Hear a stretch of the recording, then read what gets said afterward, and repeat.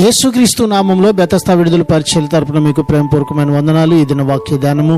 నా ప్రాణమా యెహోవాను సన్నుతించుము, నా అంతరంగముననున్న సమస్తమా ఆయన పరిశుద్ధ నామమును సన్నుతించుము. కీర్తనల గ్రంథం 103వ అధ్యాయం 1వ వచనం. ఇది దేవుని మంచితనమును గురించి చెప్పదగిన అద్భుతమైన మాట. దేవుడు మన పట్ల చేసే మేలులను బట్టి ప్రాణము ఆత్మ దేహాలతో దేవుని స్తుతించి మహిమపరచుటయే. ఇది దేవుడు తన గురించి వెల్లడి చేసుకున్న సంపూర్ణమైన సత్యంపై ఆధారపడి ఉంది. అలాంటి మంచి దేవునికి తాను అర్పించే స్తుతి అంతరంగంలో నుంచి నిష్కపటంగా ప్రవహించాలని దావీదు కోరాడు. దావీదు అన్నిటినీ చూడగలిగిన, అన్ని తెలిసిన దేవునికి మరి ఏ రకమైన స్తుతి అయినా అంగీకారం అవుతుందా అని మాట్లాడుచూ ఉన్నాడు. ఇది నాన్న దేవుని సన్నిధిని చేరి యథార్థంగా ఆయన స్తుతిద్దాం. అటు కృపను ధన్యతను ప్రభు మనందరికీ దయచేయును గాక. ప్రార్థన.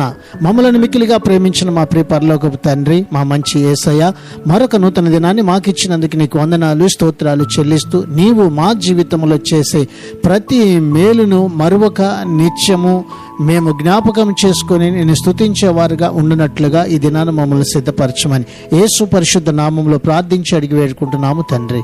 ఆమెన్.